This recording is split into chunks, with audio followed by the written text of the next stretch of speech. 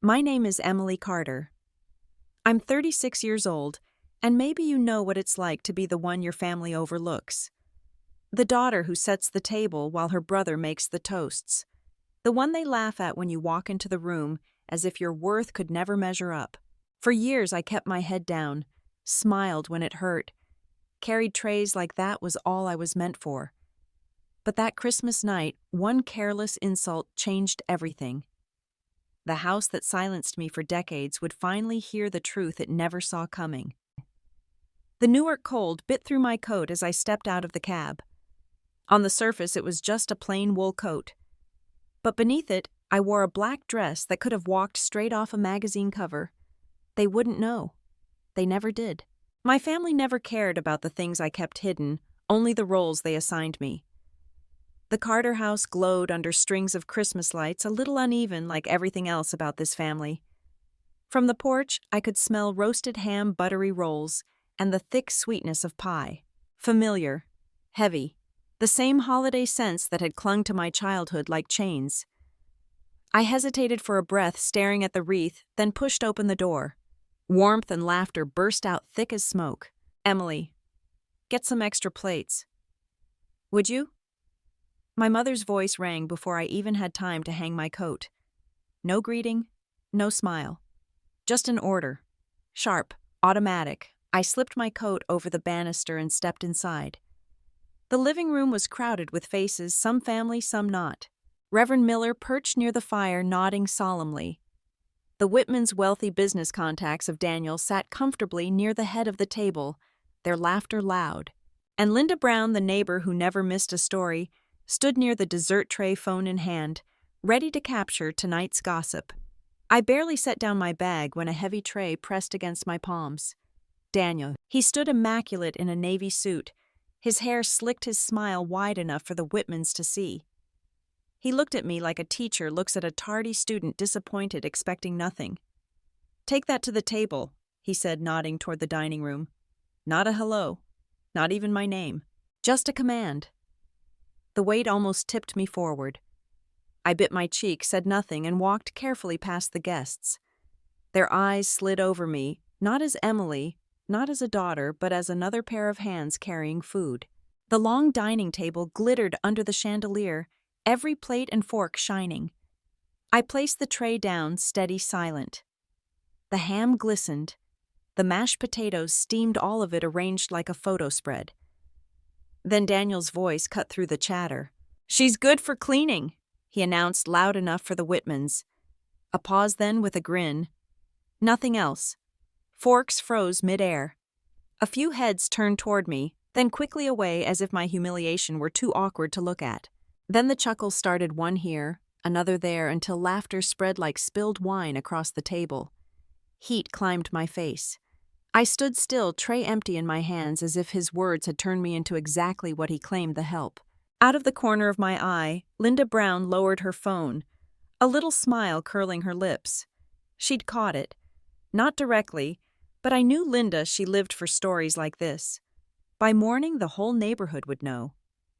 I swallowed hard, forcing it down where it couldn't show. My eyes flicked to Reverend Miller. He gave Daniel a polite nod, proud of his wit. The Whitmans clapped him on the back like he'd just told the joke of the evening. I stepped aside, setting the tray carefully on the buffet. "But it didn't end there, Mrs." Whitman waved her glass at me without looking up. "More wine, please," her husband added, "and another plate of ham while you're at it." Their voices didn't even aim at me, more like calling a waiter across the room. I poured careful, steady. Neither of them said thank you. When I turned to leave, Daniel's hand clapped my shoulder, heavy, deliberate. "Some people just never reach their potential," he said with a smirk loud enough for the whole table. This time the laughter was louder. Rachel leaned against him, laughing harder than the joke deserved. My mother dabbed at her eyes, glowing with pride. And me, I smiled. Small, practiced. The kind of smile that hid more than it showed. Inside, something shifted. They thought they knew me. Thought I'd bow my head, shuffle back to the kitchen, accept the role they'd written for me. But not anymore. I glanced at Daniel, his grin wide, his glass raised. Let him toast. Let them laugh. They didn't know the truth, because one day soon the picture would change, and when it did, none of them would see it coming.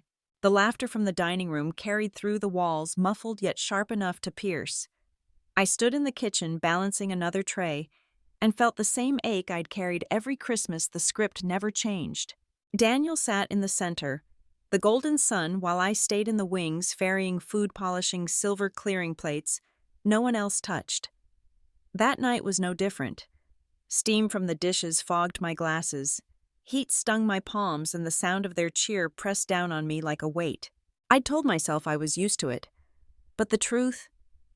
Each laugh is still cut. It hadn't started tonight. It started years ago. I was 17 when the first crack formed. That winter I came home with the letter I thought would change everything, a full scholarship to a university in New York. The envelope burned in my hands, heavy with promise. I burst into the living room, cheeks red from the cold, ready to tell them. Ready to see pride.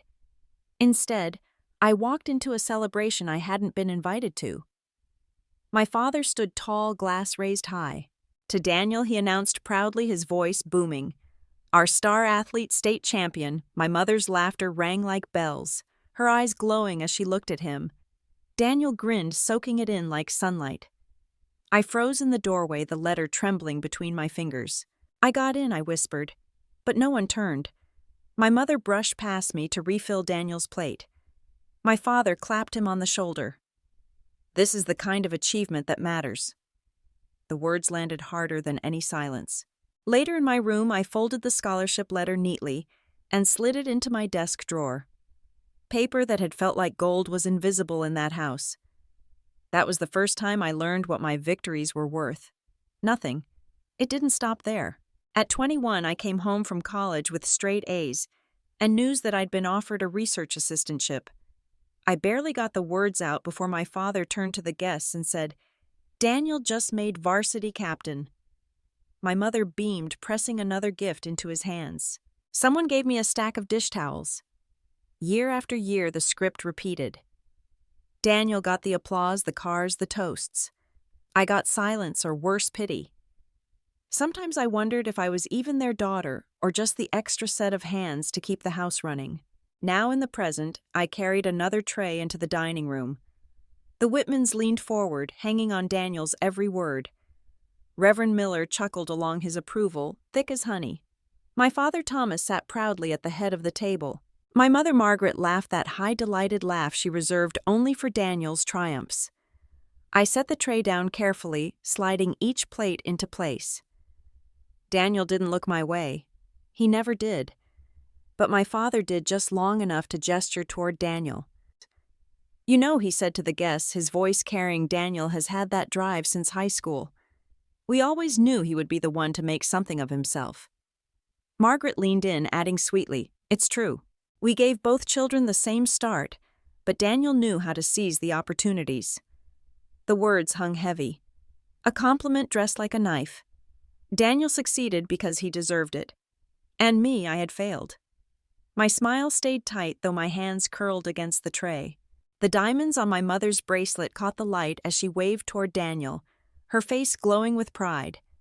My father poured more wine, speaking of his son, as though no one else existed at the table. Then came the question. Mr. Whitman's eyes flicked to me, polite but probing. "And what about you, Emily? What do you do now?" The table was still. Forks paused. A spotlight I hadn't asked for burned on me. I swallowed, forcing my voice even. "I keep myself busy." I placed another glass down carefully, as though that was all I was built for. The guests chuckled politely, hearing in my restraint the answer they wanted, that I was small, that Daniel's shadow was where I belonged. My father cleared his throat, rushing to fill the silence. "Well, Daniel just closed a major deal last month. Bright future ahead." The conversation swept back to him like water rushing downhill. But across the table, Linda Brown was watching me. Her phone rested in her lap, her sharp eyes following every detail. Linda collected stories the way other women collected jewelry, and she had just found a new one. The smell of roasted ham filled the air as my father raised another toast. To Daniel, he said, voice booming once more. Glasses clinked. Laughter spilled. And again, I was invisible. But I wasn't 17 anymore. I stepped back from the table, leaning against the doorway. My breath came slow and steady, though inside I felt the old ache stirring, mixing with something sharper. Daniel caught my eye from across the room, his smile smug, certain of his place and mine. The same smile he had given me when my scholarship letter went unread. For a moment, the years collapsed. I was back in that living room at 17, holding a folded letter no one cared about. But I wasn't the same girl. I had learned patience. I had learned endurance. And I had learned to wait for the right moment. I picked up the empty tray, my expression calm. My mother's laughter rang again, sharp as crystal. My father boasted about another of Daniel's almost deals. The Whitmans applauded politely. No one noticed when I slipped back into the kitchen. They thought the past had taught me submission, but all it had taught me was how to endure long enough to choose the moment that mattered. I pressed the tray onto the counter, the metal cool against my palms. My eyes flicked to my phone hidden in my pocket. Tonight it held contracts, deals, power my family couldn't imagine. The modern version of that first ignored letter. They had silenced me once. They had ignored the first paper that could have changed my life. This time they wouldn't be able to ignore the next one. The wine glistened red under the Christmas lights, catching on crystal glasses as they were lifted and lowered again. The long dining table looked like something from a glossy magazine spread, silver candlesticks, glowing evergreen garlands wound through polished crystal dishes, steaming under the golden chandelier. But the warmth was a facade. Underneath it all, the tension clung to me like smoke. I carried another platter to the table, careful not to spill, when Daniel's voice rose above the hum of chatter. He didn't need a microphone. He never did. His tone filled every corner of the room like a preacher who expected silence, and silence was what he got. Carter Builders completed one of the largest housing developments in this city, he declared, puffing his chest out with pride. The newspapers called me a rising star, one of New Jersey's most promising young entrepreneurs. A ripple of approval moved through the guests. Heads nodded.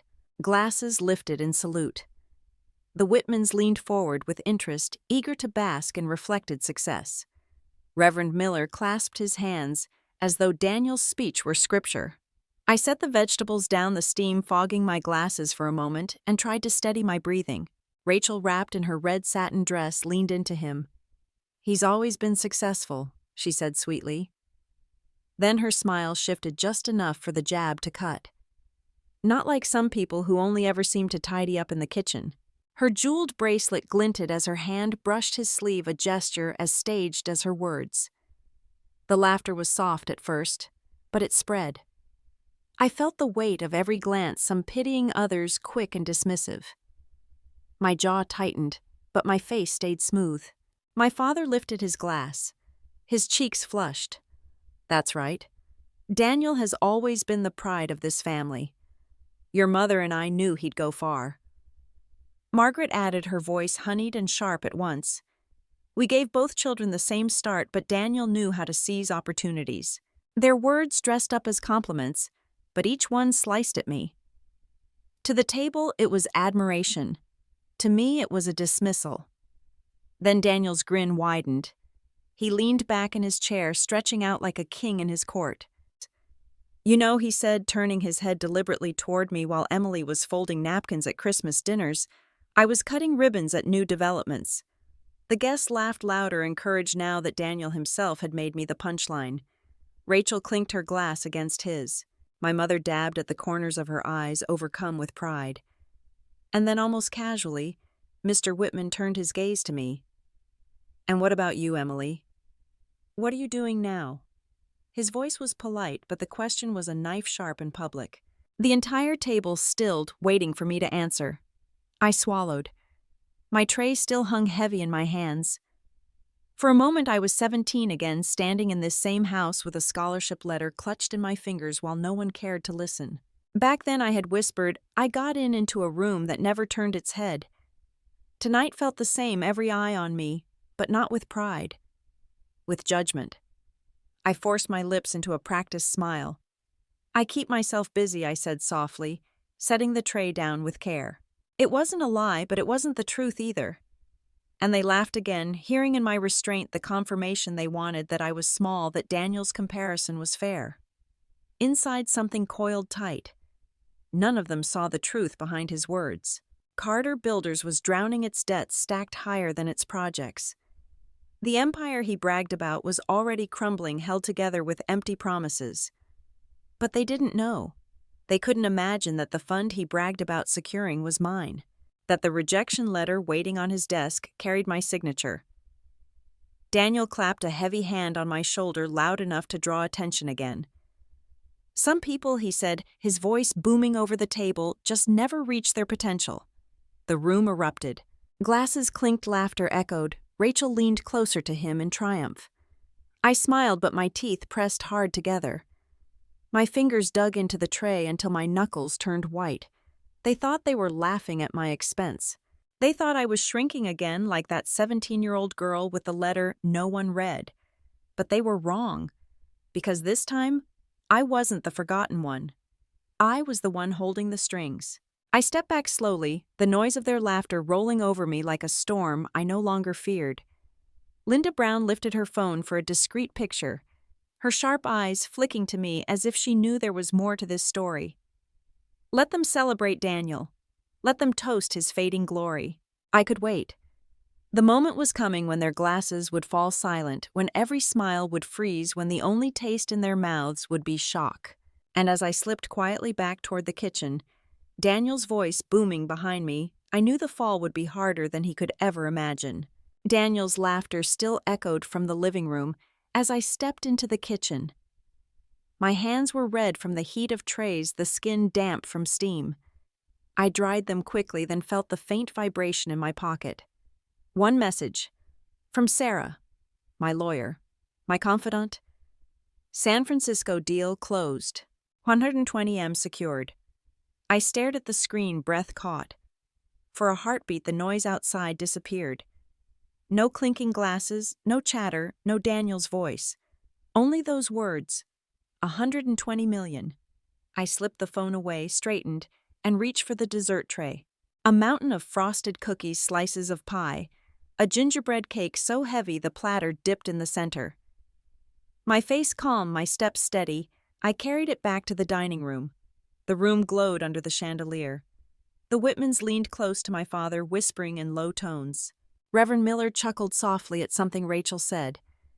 Daniel's hands carved the air as if the room itself existed only to applaud him. I moved quietly among them, setting plates down. A slice here, a cup of coffee there.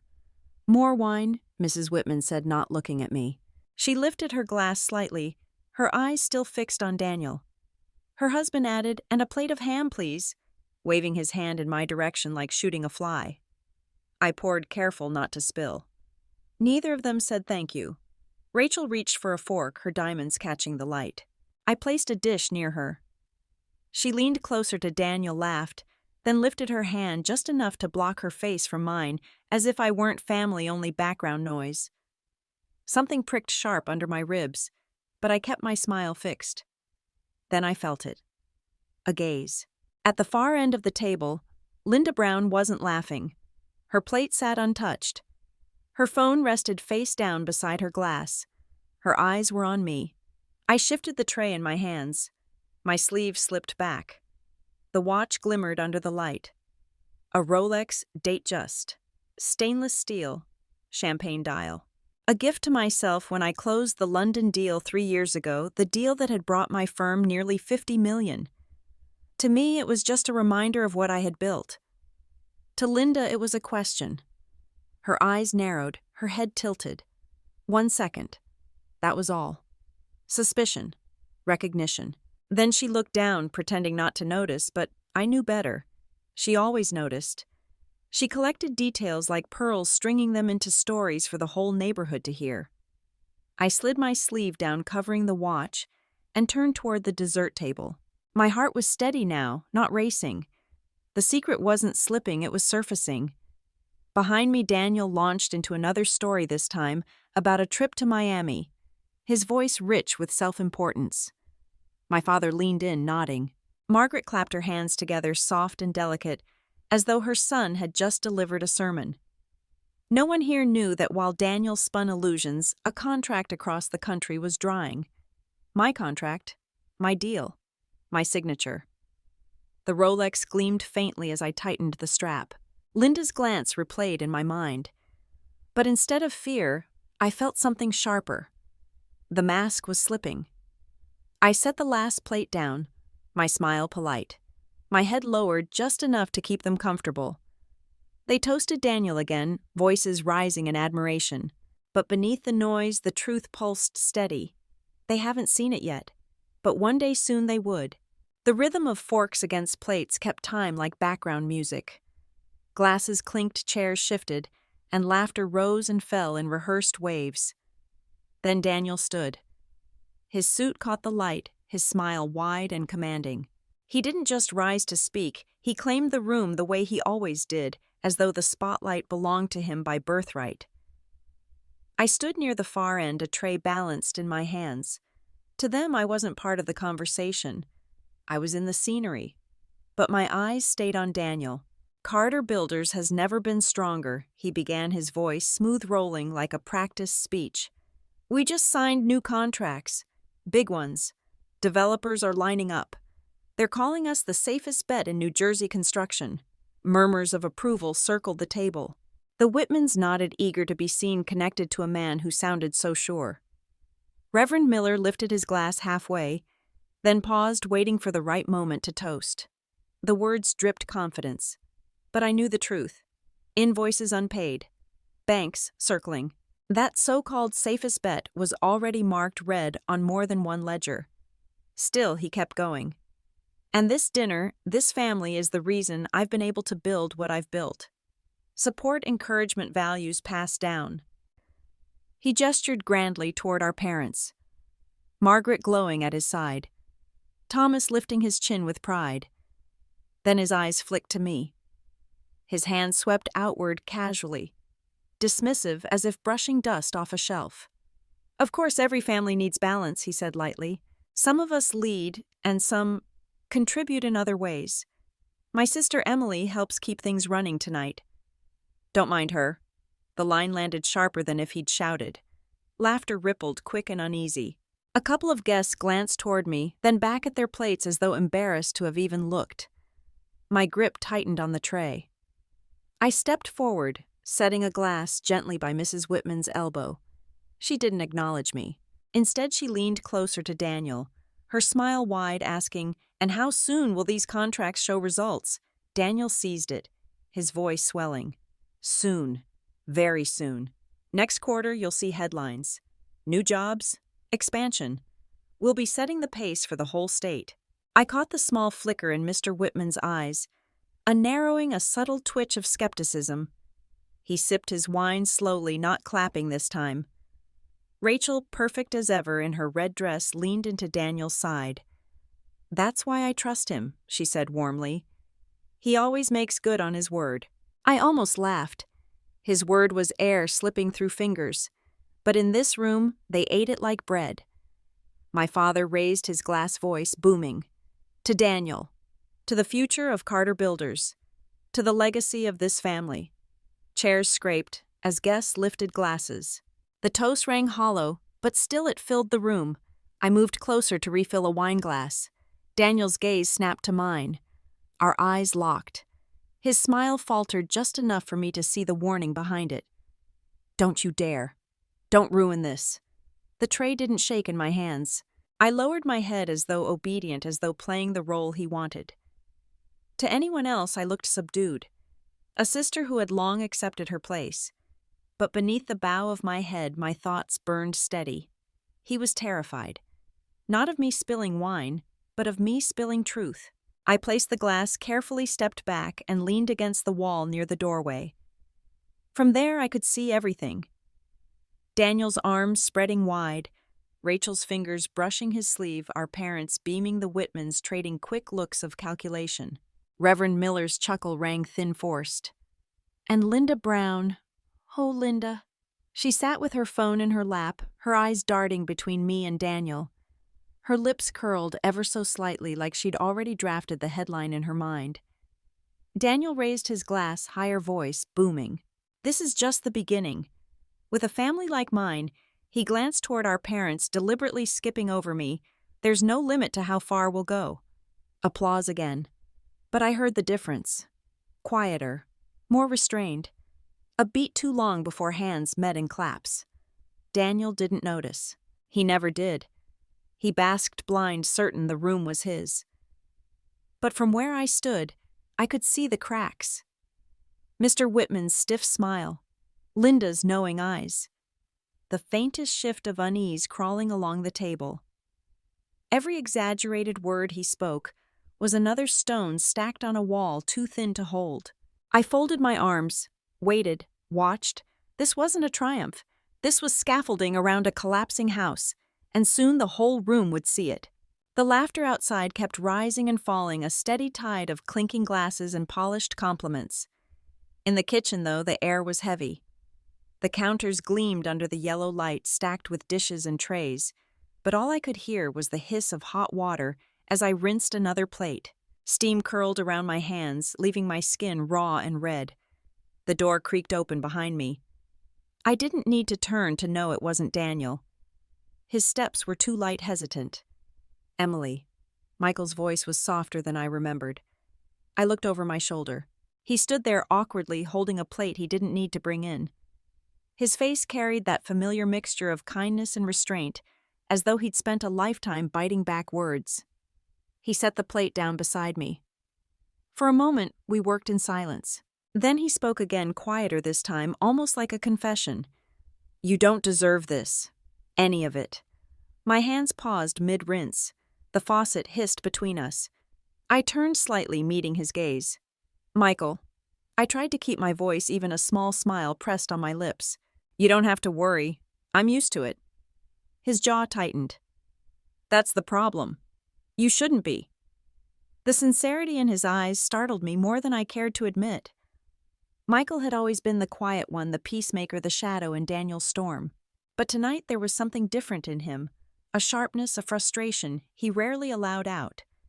He studied me for a beat, then added, "You're hiding something. I can see it." I dried my hands on a towel, buying myself a second.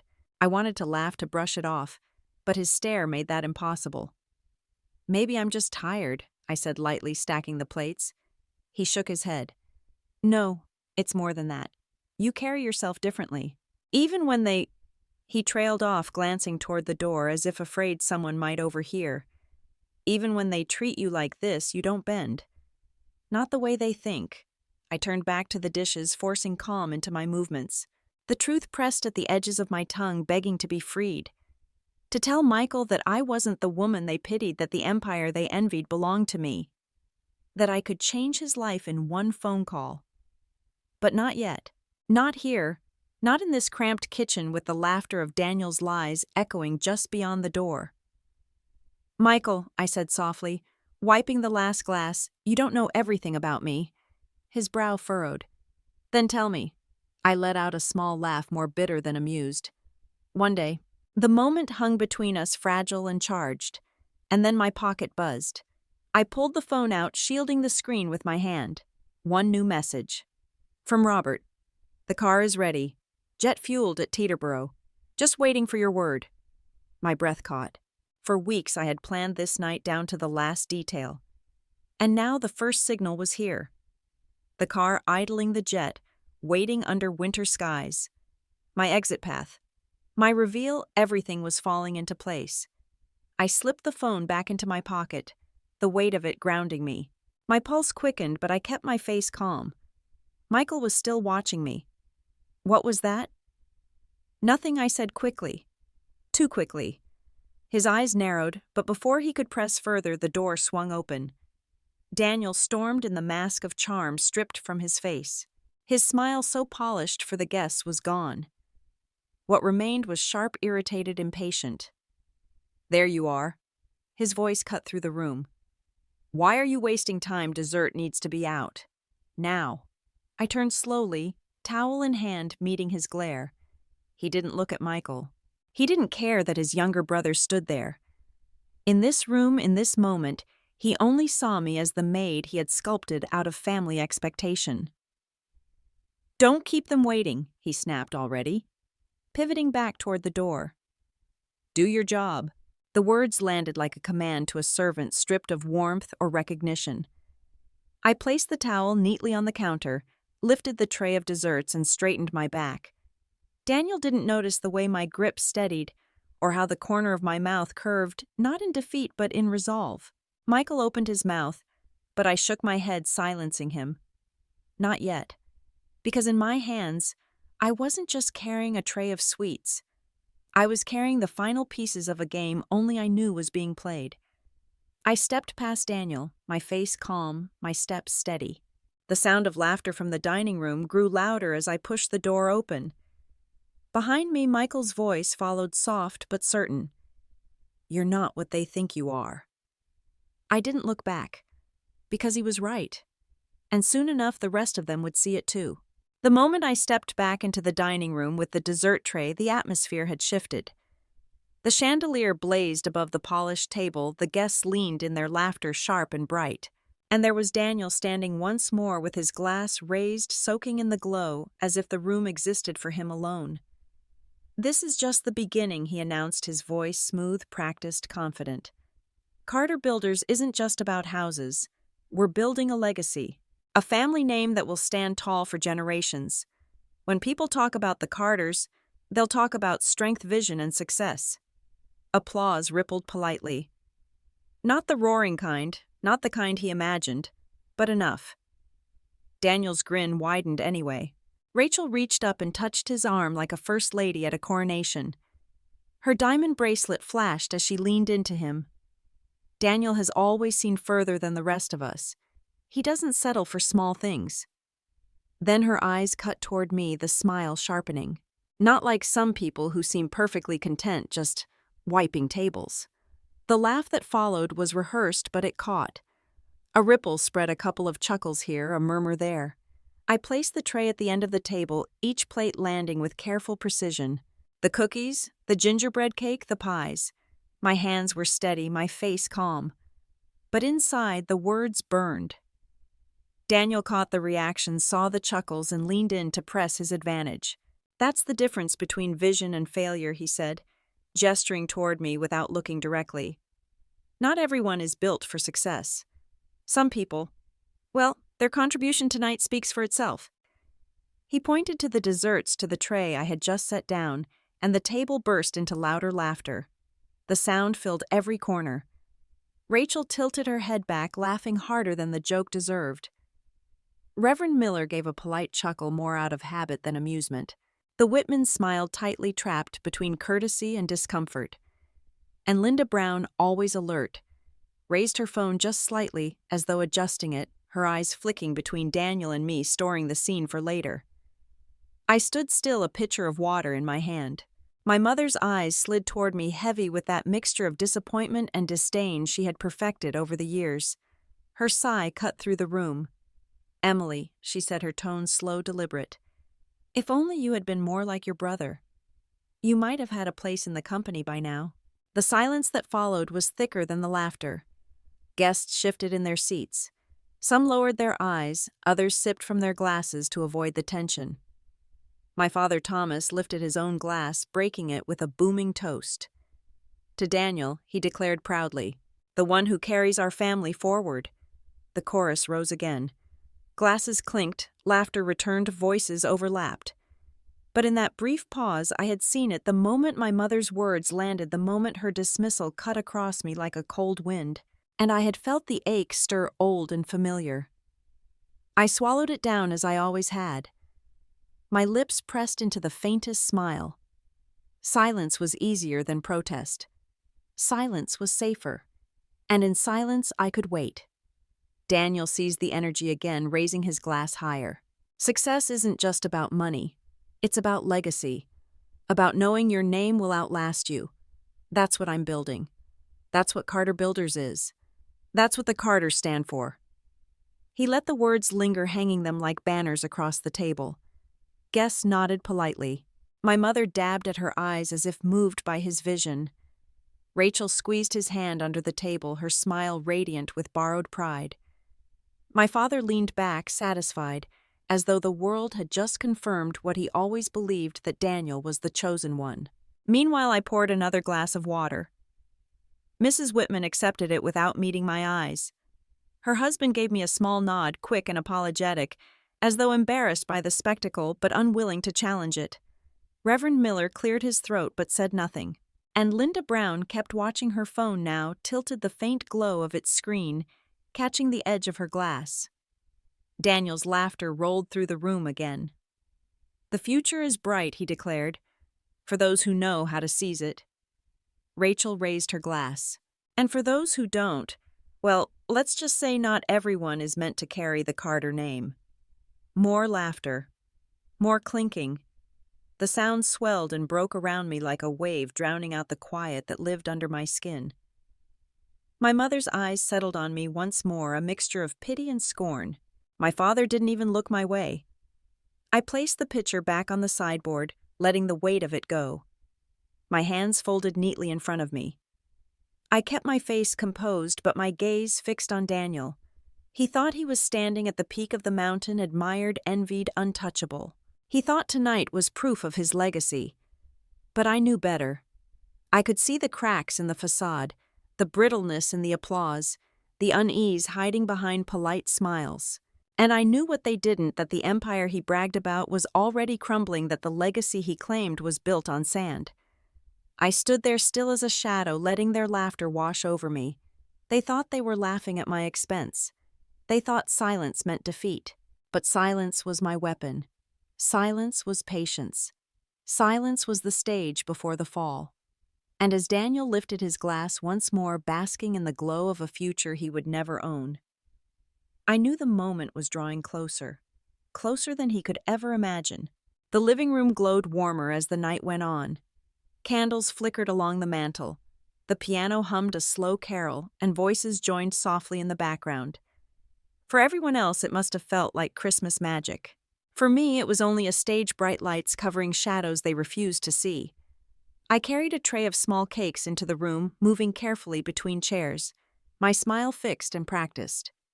Every step was a reminder of the role they expected me to play. Hands that once signed contracts worth millions now balanced porcelain plates like I was part of the staff.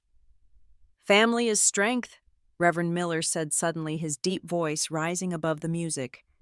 He stood, lifting his glass with solemn dignity. "Wealth means nothing if we cannot sit together on Christmas night. We are rich when we honor one another." Polite applause followed. Heads nodded. To them, his words were uplifting. To me, they cut like glass. I almost laughed at the irony. If only he knew what honoring one another really looked like in this house. Before the echo of his toast faded, Daniel rose from his chair, swagger in every movement. His smile stretched wide as he reached for the tray in my hands. He yanked it without warning, forcing me to steady myself. "See," he called out loud enough for the neighbors 2 blocks away to hear. "She's perfect at this. Serving food, cleaning dishes. That's her contribution to the family." The room froze, then broke into uneasy chuckles. A few people looked down into their glasses, embarrassed, but no one spoke up. The laughter was easier, safer. Heat burned at the back of my neck. My jaw clenched, but my lips stayed curled in the faintest smile. I'd trained myself for this, how to stand still while every word hit like a stone. Then, out of the corner of my eye, I noticed Linda Brown. She leaned back in her chair, sliding her phone from her purse with quiet precision. Her thumb tapped the screen, and the glow of the camera reflected briefly in her glasses. She wasn't laughing. She was recording. For a second, I couldn't breathe. Every humiliation I had swallowed, every moment they thought went unnoticed, someone was finally capturing it. I placed the tray gently on the table, each movement deliberate, as if I hadn't seen Linda's lens fixed on me. My smile didn't falter. It couldn't. Daniel, emboldened by the ripple of laughter, raised his glass higher. "Not everyone is made for success," he declared, sweeping his arm across the table. "Some are born to serve, and we should be grateful when they accept their place." The laughter came again, sharper this time, bouncing off the walls. I heard forks clatter against plates, the sound jagged in my ears. Inside, something twisted hard. I bit down so hard my teeth scraped my lip, but I forced the taste of blood back with a smile that felt carved into my face. I would not give them the satisfaction of seeing me flinch. But Linda saw. I caught the way her eyebrows lifted, the little smirk tugging at her mouth. She glanced down at her phone, thumbs flying quickly over the screen. In that instant, I knew she had sent the video. Not just recorded it. Send it. The whispers began almost immediately. At first, just a murmur at the far end of the table. Then another. People shifting uncomfortably, side glances bouncing between me and Daniel. They didn't know why, but something had changed. And I stood there still and silent, letting the noise of their discomfort grow. Daniel didn't notice. He laughed louder, filling the air with his arrogance. "She's just a maid," he said as if the words were a punchline. His voice cracked with triumph, blind to the shift around him. I picked up an empty tray, my hands steady now. The mask of obedience still fixed on my face, but behind it the weight in my chest lifted just a little. Linda had lit the first match. As I turned toward the kitchen, the whispers followed me. The scrape of a chair. The nervous laugh of someone who wasn't sure anymore whether it was safe to join in Daniel's joke. I pushed through the swinging door, the sound of their laughter still chasing me down the hallway. But I carried something new now. No shame, not silence, evidence. For years, my humiliation had been contained within these walls. Tonight it slipped out. And once out, there would be no calling it back. I set the tray down on the counter, pressing my palms flat against the cool surface to steady myself. In the distance, I could still hear Daniel's voice booming, desperate to keep the spotlight. He thought the night belonged to him. He thought the applause was real. But I knew better. Every second that passed was carrying me closer to the moment when his laughter would die in his throat, when the same room that echoed with his pride would choke on its own silence. The sound of laughter carried into the kitchen like waves crashing against stone.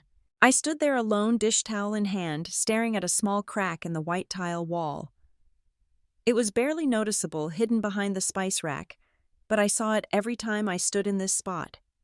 For years I felt like that crack present, part of the house but unseen. No one cared if it spread. I stacked another plate on the counter, the porcelain clink sharp in the silence. Then I heard his voice float in from the dining room, Daniel's laugh booming, confident, rolling over the guests like he was king of the world. "She'll always be a maid," he said. Nothing more.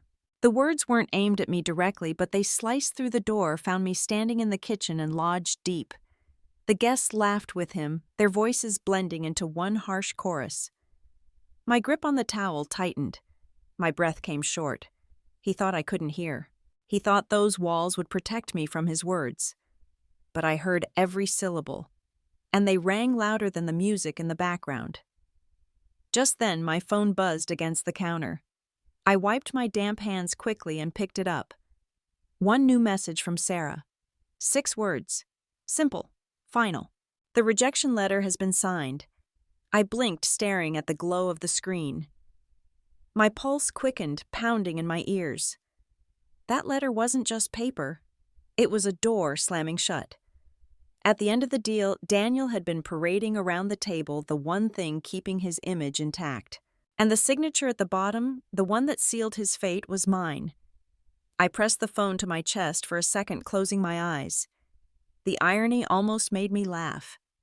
While he bragged about building an empire, I had quietly signed the paper that toppled it. My hands shook as I set the phone down. I looked up, catching sight of myself in the small mirror nailed to the kitchen wall. For years I avoided that mirror. Tonight I didn't. The face staring back wasn't the girl who once begged for recognition. My hair was pulled back loosely, wisps falling out after hours of serving. My cheeks flushed from heat and work. My eyes, though my eyes were steady. Sharper. Older, yes, but lined with something stronger. "Enough," I whispered to the reflection. The word barely left my lips, but it reverberated inside me. I straightened shoulders, squaring breath coming deeper. My chest no longer felt heavy with humiliation. It felt filled with certainty. On the counter, an empty serving tray gleamed under the kitchen light. I grabbed it, held it tight, and then slammed it down. The metallic clang rang loud against the wood, echoing through the narrow space. For a moment it sounded like a gavel hitting the block. My judgment had been made. The noise startled even me, but it steadied my resolve. No more hiding. No more silence. Through the doorway, I could still hear Daniel. His voice rose higher, animated, full of self-importance. He was weaving fantasies for the guests, spinning stories about growth and expansion, promising futures that didn't exist. And they listened, even as doubt crept into their laughter. I pulled the towel from my hands and laid it neatly on the counter. My palms were raw from the hot water, but they felt powerful now, not weak. This house had been my cage for so long. Tonight, it will become my stage. I turned back to the mirror one last time. The woman staring back wasn't invisible anymore. She was the one holding the truth, the one who had already decided how the story would end. I whispered again, firmer this time. Enough. I lifted the tray, balanced it effortlessly, and took a step toward the swinging door that led back into the dining room. My pulse pounded, but it wasn't fear, it was anticipation. The laughter outside reached another peak, the perfect backdrop for what was about to happen. Daniel thought he had silenced me with years of commands, taunts, and lies. He thought I'd remain in the kitchen forever. He was wrong. I pushed the door with my shoulder. The sound of my footsteps echoed on the hardwood floor as I stepped back toward the light of the dining room. This time I wasn't walking in to serve. I was walking in to end the performance. I stepped out of the kitchen with no tray in my hands, no polite bow of the head, no shadow of submission left on my face. For the first time that evening, I wasn't carrying their weight. I wasn't holding their laughter on my shoulders. I was just standing there in the open, letting every eye fall on me. Daniel was the first to notice. His brow arched, his lips curling into the smirk I had seen all my life. It wasn't just amusement. It was ownership. The kind of smile that told me he thought he knew how this story would end. Me embarrassed him triumphant. I took a slow breath, my voice steady as I spoke. "Excuse me," I said loud enough for every guest to hear. "I'll have to leave early tonight. I have an important appointment." For a second, silence held. Then the wave of laughter broke. Rachel leaned back in her chair, her jeweled bracelet glinting under the chandelier. A meeting at Christmas dinner. Her voice was sharp, dripping with mockery. "How very professional of you, Emily." Daniel didn't miss a beat. He leaned forward, resting one hand on the table, raising his glass with the other. A meeting, his laughter roared, carrying over the table. "At this hour. What is it, Emily? The night shift at a diner? Or maybe scrubbing floors for tips?" The guests joined in chuckles first, then louder bursts. A few tried to cover their mouths, feigning politeness, but it was too late. The sound spread like fire. Laughter. At me. Always at me. I stood still, letting it crash around me. Every year I had endured this different form, same result. Tonight, though, my smile didn't falter. I let the corners of my mouth lift slow and deliberate. A smile he couldn't read.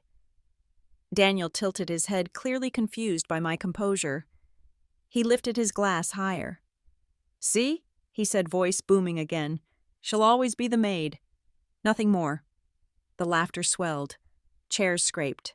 Glasses clinked. For a moment, it felt like the entire house pulsed with mockery. And then the doorbell rang.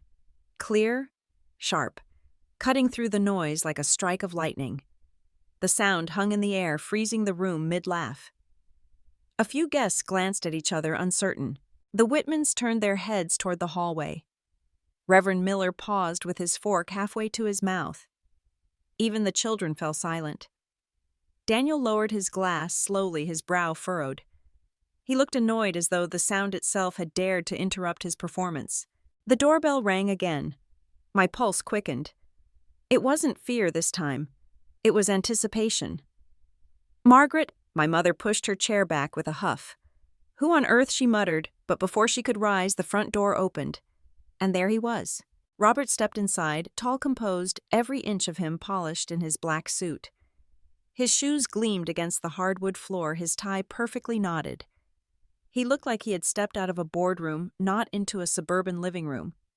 His eyes scanned the room once and then settled on me. Madame, he said, his voice clear, steady, unshaken by the sea of stunned faces. Your private jet is ready. The words landed with the weight of a stone dropped in still water. The ripple was immediate. Forks clattered against plates. Rachel's hand froze mid-air. Her bracelet catching the light, but her face drained of it. Reverend Miller blinked hard as if the sound betrayed his ears. The Whitmans exchanged quick, startled glances, their polite smiles breaking. The air shifted. Every guest who had laughed a moment before sat in silence. Now their eyes wide, their expressions stiff. The room, once roaring with noise, became a vacuum of disbelief. And Daniel's smirk faltered. His lips parted, but no sound came out. For the first time, his eyes flicked with uncertainty. The swagger that had carried him all evening drained from his posture. He gripped the back of his chair a little too tight. I met his gaze and held it. Calm, steady. No words, no need for them yet.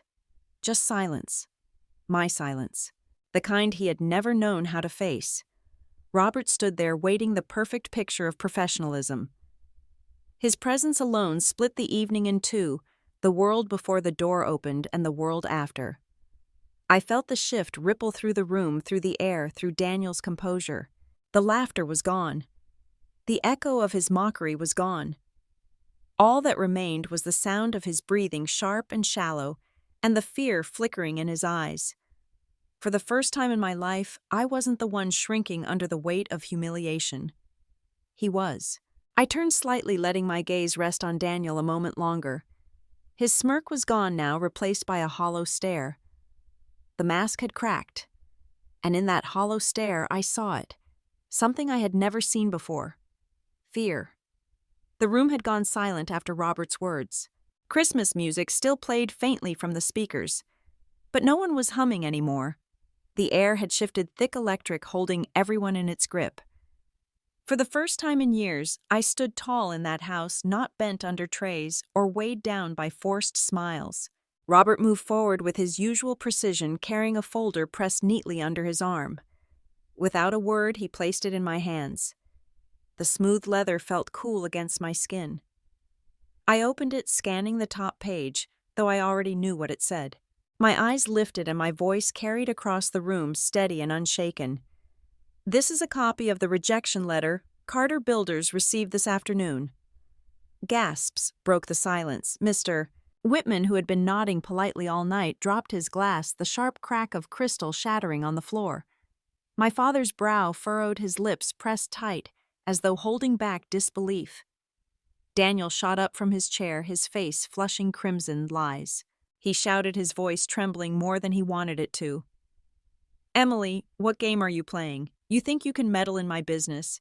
Do you think anyone here will believe you? I held his gaze calm against his fury. The fund that turned you down was Carter Capital, and I am its CEO. The words struck the room like thunder. My mother gasped, her hand flying to the edge of the table as though steadying herself. The chair beneath her creaked under her sudden weight. Reverend Miller, who only minutes before had spoken of family unity, whispered a hurried prayer under his breath. Rachel stumbled back a step, her hand frozen on her necklace, her eyes wide as if I had spoken in another language. Daniel's voice cracked louder now, desperate. No, that's impossible. You can't even manage your own life. You've been a burden since forever. You couldn't possibly run anything, let alone a company. His words rattled, falling apart even as he spoke them. I took a step forward, closing the distance between us. My heels clicked softly against the hardwood, each sound deliberate. My eyes locked on his. No one thought I could. Not you. Not father. Not mother. But while you thought I was folding napkins and wiping dishes, I was building Carter Capital into one of the strongest funds on the East Coast. Every deal you envied, every investor you chased, they came through me. And this week, it was my signature that sealed the rejection of your loan. The silence was heavier than before. Even the fire in the hearth seemed to crackle more softly, as if listening. Daniel staggered back, his bravado crumbling. He looked around the table, searching desperately for someone, anyone to back him. But there was nothing. No nods of support, No words of comfort, only wide eyes and shifting glances. My father's jaw worked, but no words came. My mother's breath hitched her chest, rising and falling too quickly, and Rachel, her hand still gripping her necklace, looked at Daniel as though she had just seen him for the first time. Daniel slammed his palm on the table. "You're lying, she's lying." But his voice lacked conviction. It trembled, frayed at the edges. Robert, calm and collected, stepped forward and laid another sheet on the table. The official seal of Carter Capital at the top. My name printed boldly beneath. Proof undeniable and final. Whispers swept through the guests. Reverend Miller shook his head, muttering, "All this time, all this time." Mr. Whitman leaned back, his face pale, muttering something about due diligence. Linda Brown, the neighbor with her ever-present phone, had her camera angled low, her fingers tapping quickly, capturing every stunned expression. My mother finally found her voice. It came soft, cracking. "How long?" "Emily," she whispered. "How long have you been?" I looked at her not with bitterness, but with a calm that came from years of waiting. "Since the day you told me I was only good at housework. That's when I started. And that's when I promised myself you'd never know until the time was right." Her eyes filled, though, whether from shame or shock I couldn't tell. Daniel lunged forward, his face twisted with desperation. "No one will believe this. You forged it. You enough." My voice cut through his panic. Clear, firm, stronger than his rage. "The truth is right there in black and white. Your lies end tonight. Not because I said so, but because the proof speaks louder than you ever could." The guests whispered louder now, voices layering one over the other. Reverend Miller sank deeper into his chair, as though ashamed to have praised Daniel so blindly. Rachel pulled her hand away from Daniel's arm, leaving him standing alone. My father turned away, unable to meet his son's eyes. Daniel stood in the center of the storm, abandoned. His face reddened, his jaw clenched tight. But his eyes betrayed him. They darted frantic, hollow with fear. And for the first time in that house, it wasn't me standing small and humiliated in the corner. It was him. I let the silence stretch, holding the room in my grasp. My shoulders were back, my head high. Not the maid. Not the forgotten daughter. Not the failure. I was the one with the truth. The one with the power. And Daniel's unraveling in front of his family and friends was only the beginning. The room was so quiet, I could hear the faint tick of the grandfather clock in the hallway. The Christmas lights blinked on the tree, still cheerful, but the warmth had gone. My father sat frozen in his chair, lips pressed together. My mother clutched the armrest, her eyes red. Daniel stood in the middle of the room, so drained. A man stripped of the armor he had worn all his life. He had never looked smaller. I turned toward Robert, gave a slight nod, then faced the room again. My voice cut through the stillness, calm but edged with steel. "Family isn't supposed to be a place where one is belittled. If you could never see my worth, then I no longer need your approval." Rachel rose quickly, her bracelet jingling against the glass she held. Her voice shook, almost pleading. "Emily, we're still family. Don't do this. We can fix it." I looked at her, letting silence stretch a moment before speaking. A family doesn't turn a daughter into a maid. The family doesn't laugh when one of their own is humiliated. And family doesn't pretend love when all they offer is contempt. She lowered her gaze, her lips pressed shut. Around her, the guests shifted uneasily, eyes darting between me and Daniel, as though waiting for someone to step in to soften the blow. Daniel finally found his voice. It cracked as he tried to shout, "You can't just walk away like this. You owe this family everything." A laugh slipped from me, sharp but brief. "If there's any debt, it's the countless dinners paid for by my money, the mortgages I covered quietly, the bills you never asked how they got settled. Don't worry, I'll have the invoices sent directly to your office." The words landed heavy and sharp. Daniel flinched as if struck, his bravado collapsing in front of everyone who had once admired him.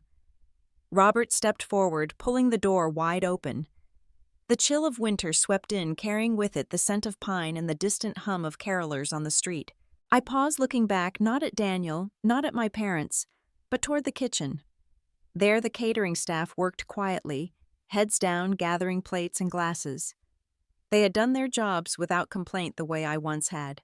I leaned slightly toward Robert and spoke softly enough for only him to hear. Make sure they all receive a generous bonus. Real work deserves real recognition. He inclined his head. Of course, madam. I turned back to the room. My eyes traveled slowly, meeting each face. The ones who had laughed, the ones who had looked away, the ones who had pitied me. Now not one could hold my gaze. Their expressions had shifted to something else entirely: regret, shame, unease. Even Reverend Miller, who only an hour earlier had lectured on unity, sat with his hands clasped tightly, unable to say a word. I walked forward, the click of my heels punctuating the silence. Each step seemed to close a door, shutting away the years I had spent bending under their weight. When I reached the threshold, I stopped. The air outside was sharp and cold, but it carried freedom with it. I glanced once more over my shoulder. Remember this, I said, my voice low but steady.